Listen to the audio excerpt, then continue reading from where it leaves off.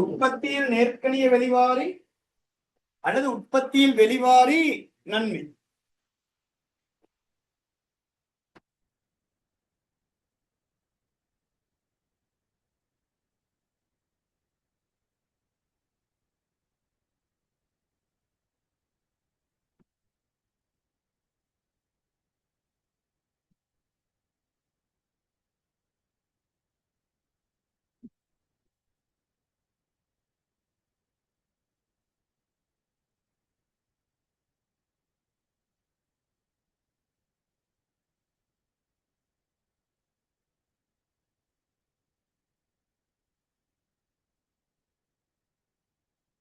அப்ப இங்க பாருங்க, இப்போ உற்பத்தியில நேர்கணிய வெளிவாரி என்றார். இதை கொடுங்க. இப்ப உற்பத்தி என்று வந்தா நம்ம என்னத்துல ஆரம்பிக்கணும்? நன்மையிலையா செலவுலையா? செலவு தான். உற்பத்தி வெளிவாரி காட்டும் போது அப்போ எல்லை எல்லை எல்லை தனியார் செலவு இங்க இருக்கு. அப்ப எல்லை தனியார் செலவோட இடையில என்ன சேர போகுது? உற்பத்தி என்ன வெளிவாரி? நேர்கணிய வெளிவாரி. அப்ப நன்மையானதா தீமையானதா? நன்மையானது. அப்ப செலவோட என்ன சேர்ந்தா? நன்மை சேர்ந்தா வார சமூக செலவு என்ன செய்யும்? தனிப்பட்ட செலவுல ஆரம்பிச்சா என்னத்துல முடிக்கணும்? சமூக செலவுல முடிக்கணும். எப்பவுமே தனிப்பட்டதுல ஆரம்பிச்சோமா சமூகத்துல தான் முடிக்கும். தனிப்பட்ட செலவு இடையில வெளிவாரி சமூக செலவு. தனிப்பட்ட நன்மை இடையில வெளிவாரி சமூக நன்மை. அப்போ எல்லை தனிப்பட்ட செலவு, இங்கால பாருங்க போல எல்லை சமூக செலவு. இப்போ இடையில சேர்வது உற்பத்தியில் என்ன வெளிவாரி? நேர்கணிய வெளிவாரியாச்சு. அப்ப நன்மையானதா பிள்ளை செலவானதா? நன்மையானது. அப்ப செலவோட நன்மை சேர்ந்தா வார சமூக செலவு என்ன செய்யும்? குறையும். அப்ப இங்க தனிப்பட்ட செலவை விட எல்லை சமூக செலவு எப்படி இருக்கும்? குறைவா தானே. அப்ப மார்ஜினல் பிரைவேட் காஸ்ட விட மார்ஜினல் சோசியல் காஸ்ட் எப்படி காணப்படும்? குறைவா இருக்கும். என்ன சேர்வதனால? உற்பத்தியில் என்ன வெளிவாரி? நேர்கணிய வெளிவாரி. அப்ப உற்பத்தியில நேர்கணிய வெளிவாரி உள்ள போது எல்லை தனியார் செலவை விடவும் எல்லை சமூக செலவு எப்படி காணப்படும்? குறைவா. உற்பத்தியில் என்ன வெளிவாரி? நேர்கணிய வெளிவாரி உள்ள போது எல்லை தனியார் செலவை விடவும் எல்லை சமூக செலவு எப்படி இருக்கும்? குறைவா. அப்ப தனியார் செலவை விட சமூக செலவு குறைவா இருக்குன்னா அப்ப இடையில என்ன சேர்ந்திருக்கணும்? தனியார் செலவை விட சமூக செலவு குறைவா இருக்கும். இடையில என்ன சேர்ந்திருக்கணும்? நன்மையான ஒண்ணு சேர்ந்திருக்கணும். என்ன நன்மையான வெளிவாரி? உற்பத்தியில். ஏன் உற்பத்தியில்னா செலவோட சம்பந்தப்படுது உற்பத்தி. இதை இவ்வளவுதான் ஐடியா. அதை மைண்ட வச்சுக்கணும். அப்போ வாங்க நாங்க வரைபடம் கிற போறோம். நான் இப்போ வரைபடம் கிற போறோம். வரைய கவனிச்சுக்கோங்க. இப்ப ரெண்டு அச்சுகள். இப்போ நம்ம நிலைக்குத்த அச்சுல விலை எடுத்துப்போம். விளைச்சல தொகை எடுத்துக்க போறோங்களே. அப்ப விலை தொகை அப்படியே பார்த்துக்கொள்ளுது. இப்ப உற்பத்தியில வெளிவாரியை காட்டும் போது நிரம்பல் கோட்டை தானே காட்டுவோம். அப்ப ஆரம்பத்தில் ஒரு நிரம்பல் கொடுக்கிறீங்க இவ்வாறு கீழிருந்து வெல்லும். இதுதான் எல்லை தனியார் செலவு. என்னது காட்டும்? எல்லை தனியார் செலவு. சொல்லுங்க. Marginal private cost. இப்போ எல்லை தனியார் செலவை விட எல்லை சமூக செலவு கூட இருக்குமா குறைவா இருக்குமா?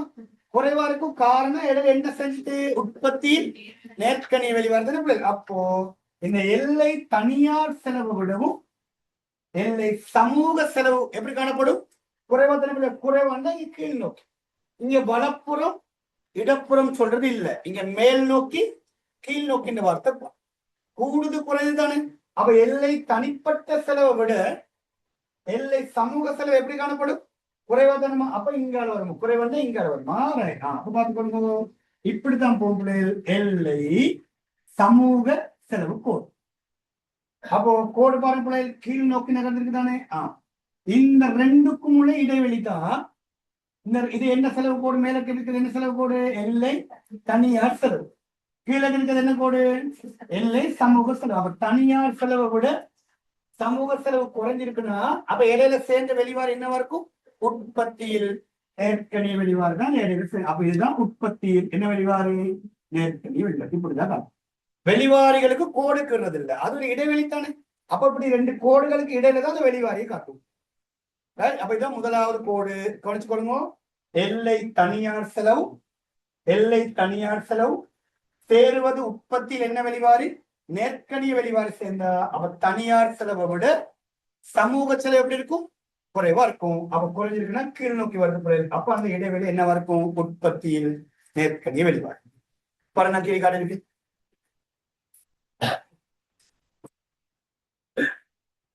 எல்லை தனிப்பட்ட செலவில் பார்க்க, எல்லை தனிப்பட்ட செலவிலும் பார்க்க எல்லை சமூக செலவு எவ்வாறு காணப்படுது?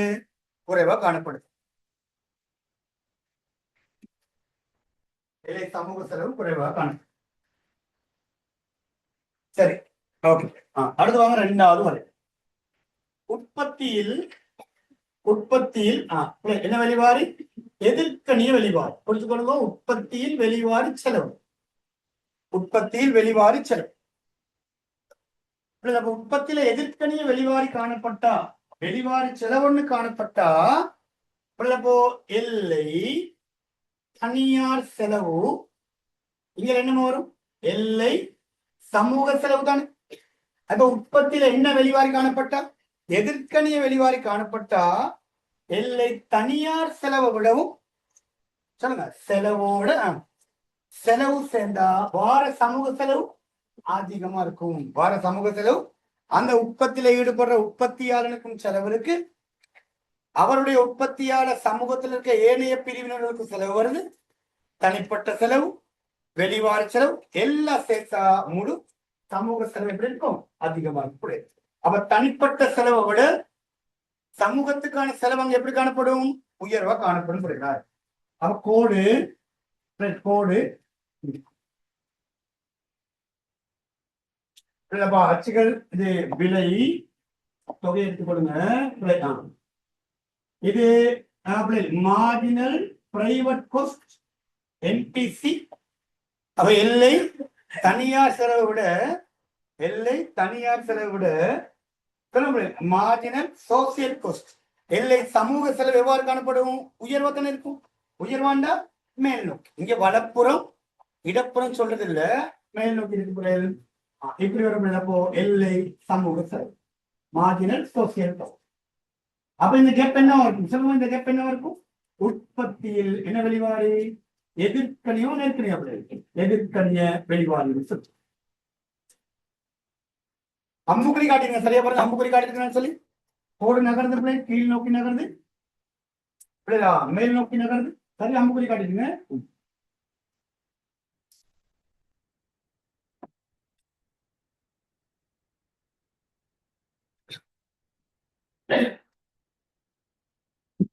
சரியா? நுகர்வில் நேர்கணிய வெளிவாரி. நுகர்வில் நேர்கணிய வெளிவாரி.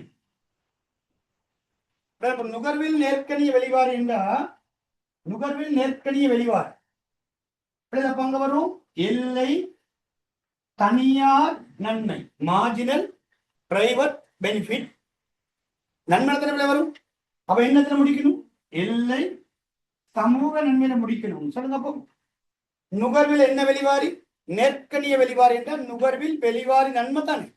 தனிப்பட்ட நன்மையோட வெளிவாரி நன்மை சேர்ந்தா, நன்மையோட நன்மை சேர்ந்தா அப்போ வார சமூக நன்மை அதிகமா இருக்கு. அப்ப தனிப்பட்ட நன்மையோட சமூக நன்மை அதிகம். அப்ப என்பிபியை விட எம்எஸ்பி அதிகமா இருக்கும். இப்போ நுகர்வில வெளிவாரி, நுகர்வில வெளிவாரியை காட்டுறதுக்கு நீங்க கேள்வி கொண்ட உதவி எடுத்துக்கொள்ளுங்க. விலைத்தொகை, விலைத்தொகை. அப்ப இதை பார்த்துக்கொள்ளுங்க. இப்படி வருது ஆரம்ப கோடு என்பிபி மார்ஜினல் பிரைவேட் பெனிஃபிட். அப்ப நுகர்வுல என்ன வெளிவாரி சொல்லுங்க? நேர்கணிய வெளிவாரி என்றா அவர் தனிப்பட்ட நன்மையை விட சமூக நன்மை எப்படி காணப்படும்? உயர்வா காணப்படும். அவ கோடு பிள்ளைகள் மேல் நோக்கி Nagar. Marginal social benefit play அவ கோடு மேல் நோக்கி நகர்ந்திருக்கு காட்டுங்க. அப்ப இந்த இடைவெளி என்னவா இருக்கும்? நுகர்வின் என்ன விளைவு? நேர்கணிய வெளிவாரி. நுகர்வில் நேர்கணிய வெளிவாரி.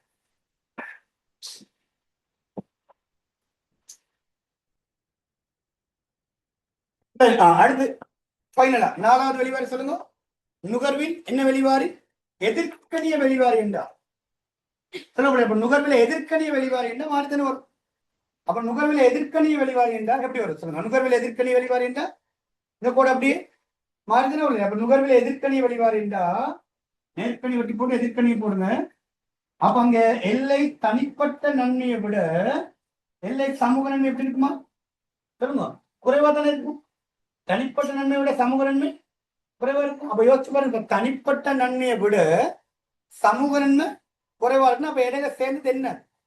ஒரு நன்மையான விளைவை சேர்ந்திருக்குமா தீமையான விளைவை சேர்ந்திருக்குமா? தீமை. அது என்ன விலையா இருக்கணும்? நுகர்வா உற்பத்தியா? நுகர்வு. அப்ப நுகர்வில் என்ன வெளிவார்? எதிர்கணி வெளிவார். கொஞ்சம் பொறுமையா இருந்து யோசிக்கணும். அட்டாவடித்தனமா அப்படின்னா வராது. கொஞ்சம் பொறுமையா இருந்து யோசிக்கணும். இப்ப நான் சொல்லிக் கொடுக்கும்போது பொறுமையா தானே சொல்லிக் கொடுக்குறேன். வேக நான் சொல்லிக் கொடுக்க ஆரம்பிச்சா பிரச்சனை வந்து எம்பிபி எம்எஸ்பி எம்இசி மாறி மாறி வரையும் குழப்பமாயிடும். கொஞ்சம் பொறுமையா இருந்து யோசிச்சு பாருங்க, அது ஈஸியா பிடிக்கும். நன்மையில ஆரம்பிச்சா என்னத்துல முடிக்கணும்? நன்மையில தான் முடிக்கணும்.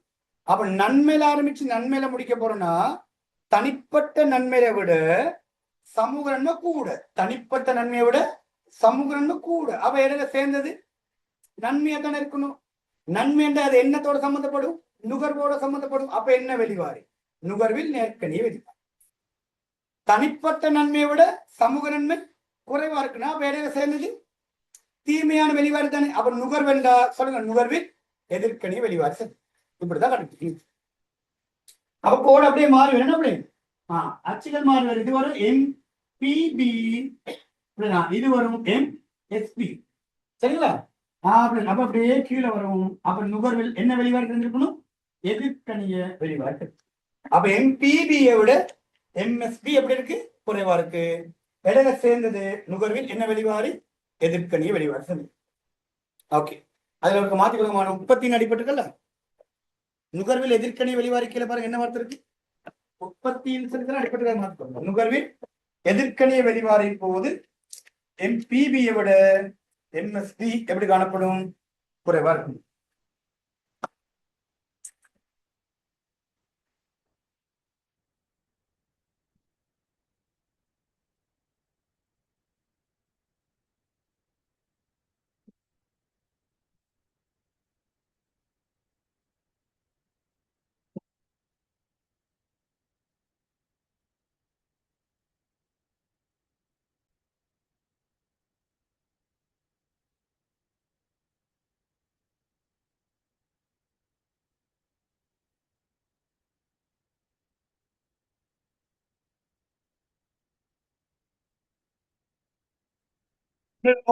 சமூக நலன்.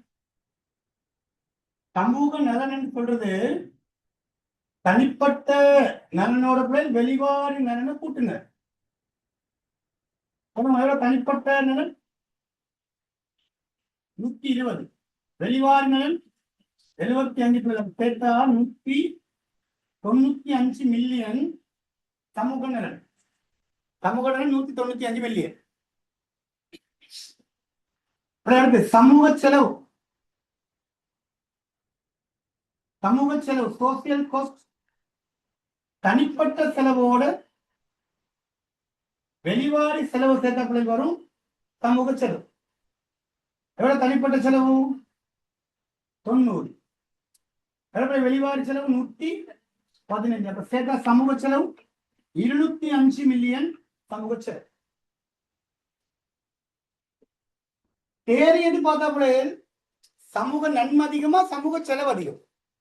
சமூக செலவு என்ன? சமூக நன்மை 195, சமூக செலவு 205. அப்ப எதை விட எது அதிகம்? சமூக நன்மையை விட சமூக செலவு எப்படி இருப்பது? அதிகமா இருக்கானே. அப்ப அங்க வரப்போது தேரிய சமூக நன்மையா தேரிய சமூக செலவு. அப்ப அங்க வரும் தேரிய சமூக தேரிய சமூக செலவு. தேரிய சமூக செலவு தேரிய சமூக செலவு. தேரிய சமூக செலவு சமூக செலவு 205 இருந்து சமூக நன்மை 195 கழிங்க வரும் 10. நீங்க சமன்பாடு மாறி போட்டீங்கன்னா உங்களுக்கு தேறிய சமூக நன்மை மைனஸ்ல வரும். தேறிய சமூக நன்மை மைனஸ்ல வரும். அப்போ தேறிய சமூக செலவு 10.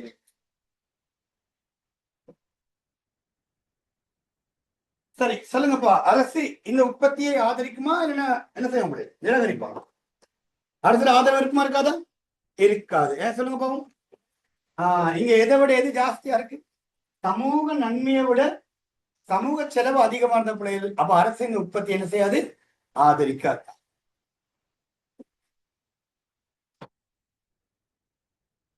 அரசு உற்பத்தியை ஆதரிக்குமான்னு கேட்டா பதில் இல்லை, ஆதரிக்காது பிள்ளைகள்.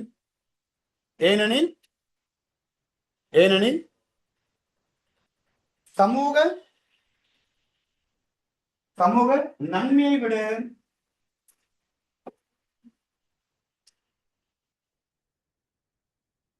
சமூக செலவானது உயர்வாக காணப்படுகிறது.